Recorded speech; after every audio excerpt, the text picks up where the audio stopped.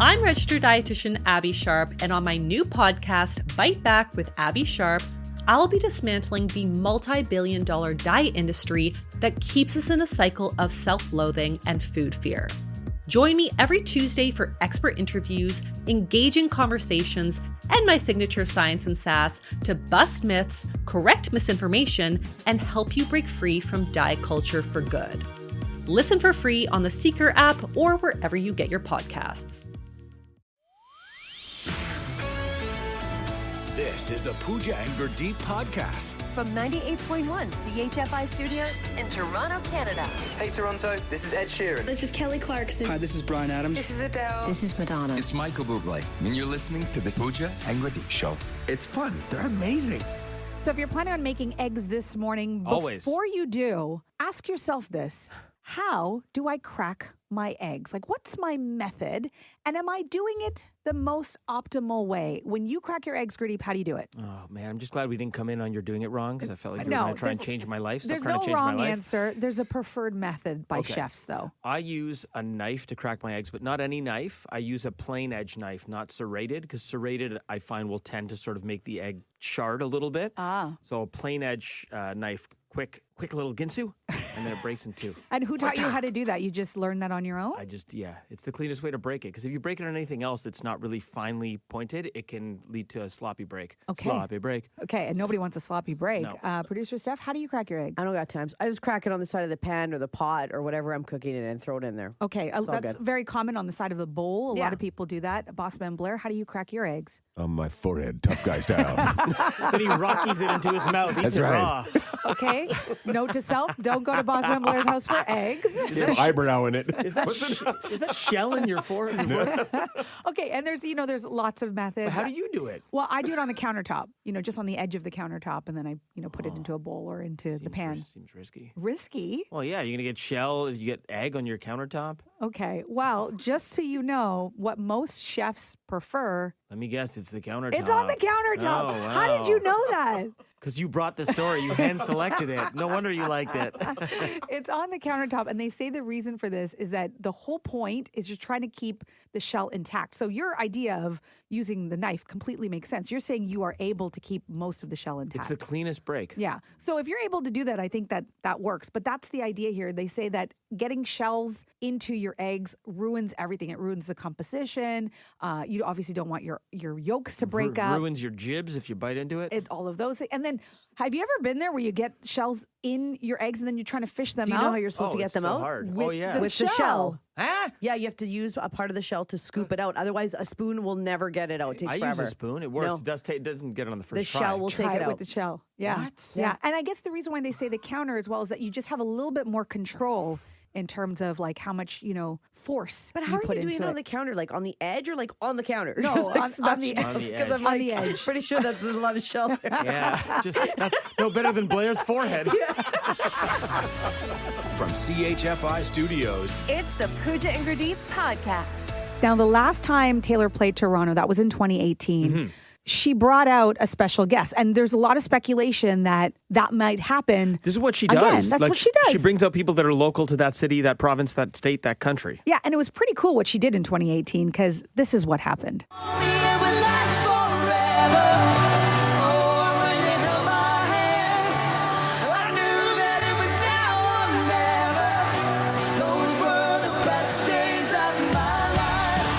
That's a great little duet. Yeah, Bryan they sound Adams, great Taylor together. Swift. Now, here's the good thing. Toronto, Canada, if you want to spread it that large, we produce a lot of super talented people. So there's a long list of people she could bring out. Like, who are some of the first that come to your mind? Well, I mean, you right away think of like Shawn Mendes or Justin Bieber. You think of like the big names. Her and Bieber have beef. I don't know if she's bringing him out. I mean, Drake pops to my mind, which seems like an odd connection initially. But then, do you remember years ago there was that Apple commercial with Taylor and Drake? And he's like, I think he's working out listening to a Taylor song. And then she's running on a treadmill listening to Drake. And then she falls. Oh, my goodness. So maybe there's something there. Maybe they're friends. I don't know. Maybe The Weeknd. It would be really nice to see, Alanis. Honestly, Alanis makes a lot of sense. They're both lyrical geniuses. Like they both have lyrics that cut to your core. Yeah. Shania These are would all be really cool. But it's kind of more fun to think of the ones that might be terrible suggestions. Like the ones that she shouldn't bring out? Like, you know who I want to see roll out there to open for her? Who? I want to see Joey Jeremiah and the Zit Remedy. And I want to see a duet with Everybody Wants Something They'll Never Give Up. That's what I want to see. Imagine the Zit Remedy came out. The only people who will know the lyrics are all the parents in the audience. This would be polarizing. I know they're a massive rock band, but I think it would get half jeers and half cheers. What if she rolled out with Nickelback? What if Chad Kroger comes Just out? Chad Kroger. Just Chad Kroger. I don't know. With his poodle hair. I just would love to see the crowd reaction of What like, about about she's retired, Anne Murray? Anne Murray. Anne Who Murray. doesn't love Anne Murray? Because they sound exactly the same. You wouldn't know the difference. Half the audience would be like, who? Who is this? Oh, Andy Kim. Andy Kim. Yes. He comes out with a little, oh, honey, sugar, sugar. Love Yeah. Andy Kim. Yeah. I don't know that that's the fit for Taylor No, Swift. you don't think so? Wrong answers only. Okay. All right. Mitsu. Bye-bye, Mocha Boy. Come on. Mitsu. Okay, that works for wrong answers only. I like that. What about the Leafs? Just roll out with the Leafs. I want to see Austin Matthews wheel up with his upper body injury. Yes. Be like, hey, do a duet to all the girls I've loved before. Who should Taylor Swift bring out for her Toronto show's Wrong Answers Only? The Pooja and Grenade Podcast. From 98.1 CHFI. Welcome to Toronto, Taylor Swift. So last time she was here in 2018, she was massive, not as big as she is now, but she was still big at the time. She brought out Bryan Adams, and they did Summer of 69, which was amazing. Yeah, and you know she's going to bring out a special guest. And she Yeah. may even bring out more than one. And there's some legitimate guesses of who that might be. So many big celebrities she could bring out here. Such great talent in Canada. We that's- get it. But that's not what we're looking for. No, we're looking for the wrong answers only. When it comes to Taylor Swift bringing someone out, who should she bring out? Wrong answers only. Chris from Oshawa. The one and only Kid Rock. Yeah. Wait a minute. He's not even Canadian. He's from Michigan, isn't he? I don't know. Yeah, he's from Detroit. So. Proximity. Sure. It's fine. Well, it is very wrong. So, yeah, sure. Let's go Kid Rock. Oh, dear. Chris, thank you. No problem. Okay. I guess he kind of got the assignment. I mean, wrong answers could mean then they're not They're Canadian. not Canadian. Sure, yeah. We're not going to tell you how wrong you can be. You can be as wrong as you want. Who should Taylor Swift bring out for her concerts in Toronto? Wrong answers only. Gwen in Brampton. What do you say? Me. You? Gwen, Yes. Can you sing? Not a word. Okay. If Taylor's like, guys, Gwen is here, I think most people would assume it's Stefani. And then Gwen from Brampton would roll out. And I don't know what the reaction would be, Gwen. A lot of surprise and boom. Well, thank you. We appreciate that, Gwen. Thanks. Bye. We're going to have to figure out what the Brampton equivalent of holla back is. I just don't know. I don't know. It would probably be in Punjabi. Probably. Yeah. Let's go to Meredith in Toronto next. Who do you think Taylor Swift is going to bring out as a special guest? Wrong answers only. Justin Trudeau. Justin Trudeau. Oh, my God. Controversial. Okay, I don't so think a lot of people like him right now. I would tend to agree with you. So would that be more of a split reaction than Nickelback? What if Nickelback and Trudeau rolled out together? I don't know, but I haven't seen the documentary. It's on my list to watch, but you do kind of love to hate them. I'm not a hater of Nickelback, I got to say. You know what? If anybody can make it all great and loving and a wonderful atmosphere, it's Taylor. She brings people together. So, I mean, exactly. It's not a bad idea. That's true. Maybe it's what the country needs right now. They're all going to come out and do a triple duet of Photograph. Look at this photograph. Meredith, thanks for the call. Thank you. Also, dumb question. If this triple duet doesn't make sense, right? Because duet is two. Yes. So what's it called when three people sing a song? A trio. There we go. Go figure. Oh, that seems obvious now. Hey, Steph and Booj, you guys were silent. Only Blair got it, okay? I mean, yeah, you're right. Okay. I think we'll take another call. Let's go to Gary in Uxbridge. Who's Taylor going to bring out as a special guest? Wrong answers only. Hi, I'm Taylor Swift, and here's Martha and the Muffins. Martha and the Muffins? And the Muffins. Yes. I love that Go idea. Beach. You know what would be great is that, because look, we're also geotagging places, right, in the GTA, which is great with Echo Beach. And then on top of it, you are going to introduce a whole new generation. Yeah, because they still perform. Yeah. And they're great. They're still around. Yeah. Yeah. Okay. Okay, Gary. I like it, man. You're taking it back. Gary, Oh, yes. thanks for the call, buddy. Have a great one. Bye-bye.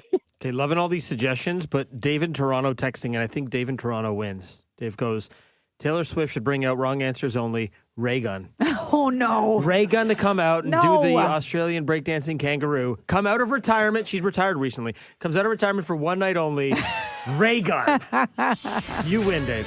From CHFI Studios. It's the Pooja and Gurdeep podcast. Now, Pooja and Gurdeep's Shower Thoughts. Is the S or the C silent in the word scent? Shower Thoughts. How come there's a North York and an East York, but you never hear anyone say South York or West York? Shower Thoughts. If you're waiting for the waiter at a restaurant, aren't you the waiter?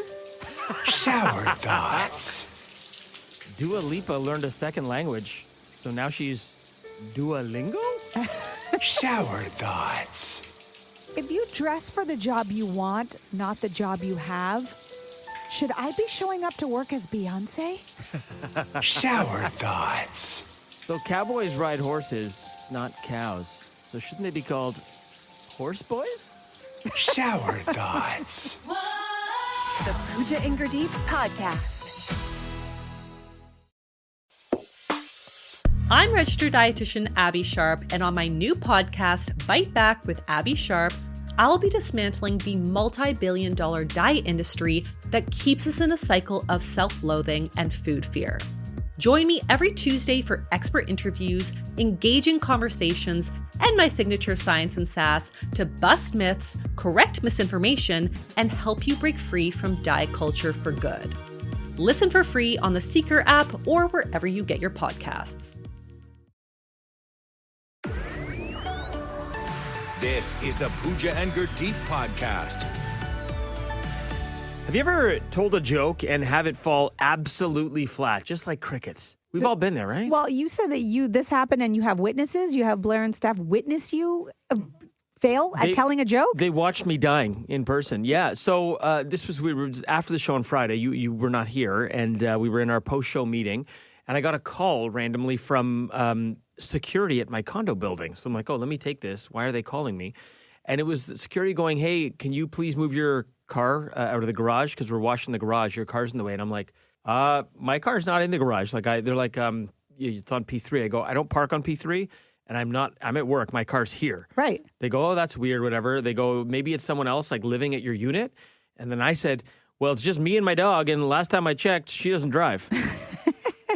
And Blair and Steph laughed, and then the person on the phone, just silence. Nothing? Complete silence. That is what I heard. And I was like, tapping my phone. I'm like, is this thing on? Oh, there's nothing worse than when that happens, especially because, I like to think that I'm funny. I think that's one of the things. Humor for me is really important. So when you try to, tell a joke and it doesn't land, I remember I was in Halifax, downtown Halifax, at a restaurant called Cheers. Nice. And we sat down, and the waitress comes up to us, and she goes, hi, welcome to Cheers. And I said, is it true? Is it where everybody knows your name? She just stared at me.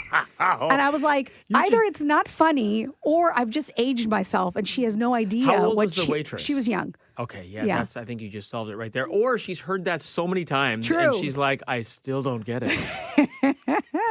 I got the But crickets. that's kind of on her, though. If you work at a place called Cheers, that's on you to sort of educate yourself on that one, right? I think so. Yeah. Yeah. Blair, has this happened to you? This happened 2 weeks ago. I was giving blood, and there's the touch screen where you fill out the questionnaire beforehand. And so I finished, and the woman says, did you press finish? And I said, no. And why not? I said, because I'm not from Finland. and there were 5 people in front of me, and I thought I'd get a chuckle from the security guy or the person behind the desk. Like, literally, you haven't heard quiet till you've heard dead silence in a blood donor clinic. I Honestly, got nothing. If I was there, I would have laughed. I got nothing. Well, That's thanks. funny. I Thank appreciate you. that. Yeah. Wait, does this mean that we just all laugh at each other's jokes, but if we actually tried this on regular people? Are we not a representational audience for each other? Do we just, inflate each other's egos by laughing at each other's bad jokes? This might be a thing. I don't know. From CHFI Studios. It's the Pooja and Gurdeep podcast. I had never heard of this term before today. I'm familiar with the concept, but I had never heard of the term gate lice. You guys heard of this? Nope, never heard of it. It sounds pretty mean. And I don't think this is, I don't think the concept is not right, but I wouldn't call them gate lice. These are the people who, we've all experienced this. Maybe you're one of these people. you go and line up at the gate, even though they haven't called your zone. You know, they tell you like zone 1 and 2 or, elderly people or people with little kids come line up. The people who just crowd the gate, line up at the gate, you're boarding even though your zone hasn't been called, that is gate lice. Wow. Yeah, it's pretty harsh. Yeah. So American Airlines is now doing something about this. And I don't know how, I don't like people who line up early. I don't think it's right. I think you should wait your turn. But I'm not sure how I feel about this. So if you are one of these people, gate lice, when you go to scan your boarding card and they haven't called your zone yet, American Airlines flights are now going to be sounding an audible alert in the boarding area. Wow. That not only you will hear, your fellow passengers will hear it. So this is essentially... Oh, wow. It's gentle yet embarrassing public flogging, public shaming. You're going to get the hairy eyeball from everyone around you. And then they'll ask you to step out of line. So everyone's going to look at you. Part of me likes this because I'm like, they'll probably do this for like 6 months and it'll correct behavior and then people will stop because no one wants to be embarrassed. But it also feels pretty harsh for paying customers. It is because it's so expensive to fly. Doesn't matter what zone you get into, your ticket is expensive. Yeah. And I also don't agree with the way that they board the plane. Like, it should just be the back of the plane to the front of the plane. That's how it should board. Nice and easy. Everyone from the back all the way forward because they start boarding the front. And I get it when they do it with kids. On first. That's right. And then I also get it with kids. I had kids, so I get that. But it does like bog up the plane for the people that are trying to get through towards the back of the plane. Also, don't you still have kids? Yeah, but when they were really little. Oh, right, now they can walk themselves and seat themselves. Yeah, but when they were really little, right? When you have more baggage, more bags, you're trying to settle them in. Yeah. So I get it, but I think this is a little extreme. It's a little now. Look, there's lots to complain about in the flying industry right now. The seats are smaller.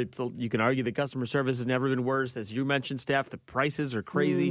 Flights are constantly getting canceled and delayed. This is one more thing, right? Yeah. I mean, to passenger shame. However, I do agree with the concept of trying to train people not to line up early. So I'm going to say, controversially, I like what American Airlines is doing here. No, I don't like it. You don't like it? No. Okay, what do you guys think? Gate lice. American Airlines sounding an audible alert if you try to board the plane too early. They are passenger shaming you.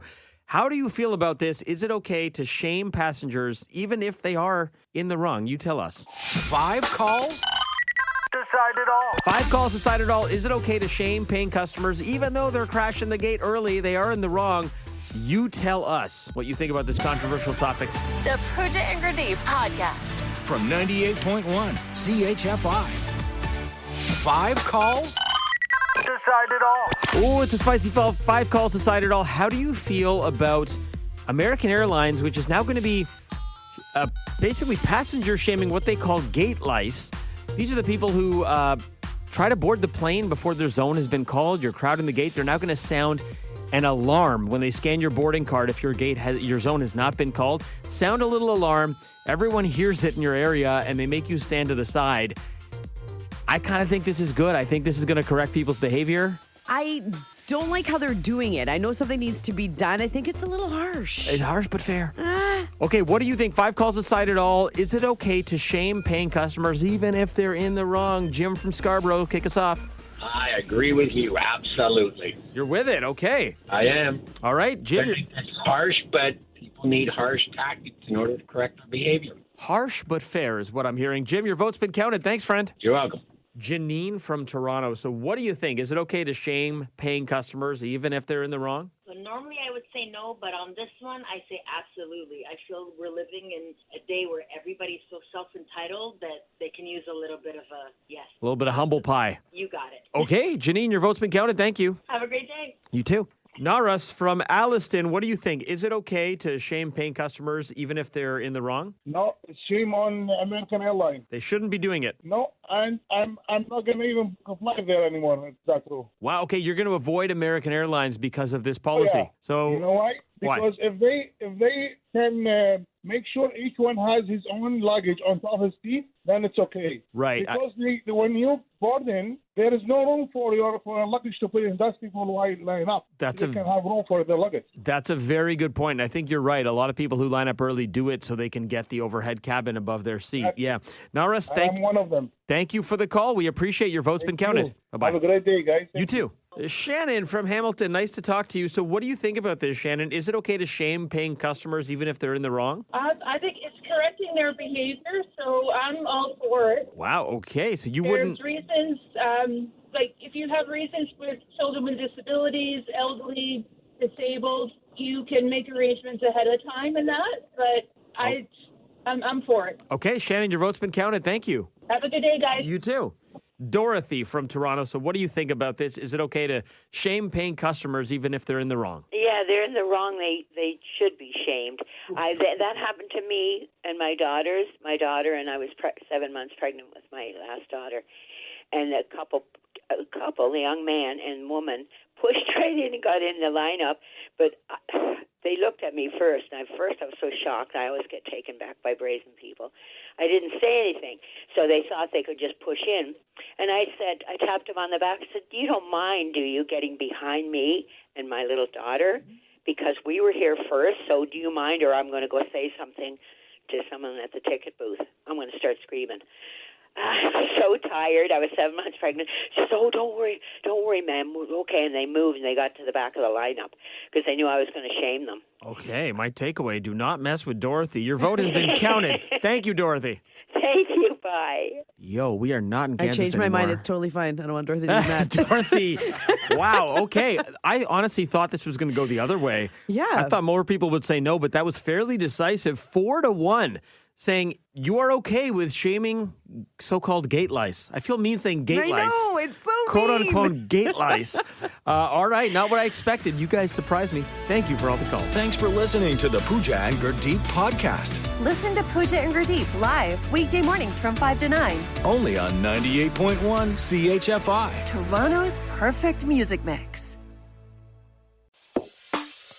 I'm registered dietitian Abby Sharp, and on my new podcast, Bite Back with Abby Sharp, I'll be dismantling the multi-billion-dollar diet industry that keeps us in a cycle of self-loathing and food fear. Join me every Tuesday for expert interviews, engaging conversations, and my signature science and sass to bust myths, correct misinformation, and help you break free from diet culture for good. Listen for free on the Seeker app or wherever you get your podcasts.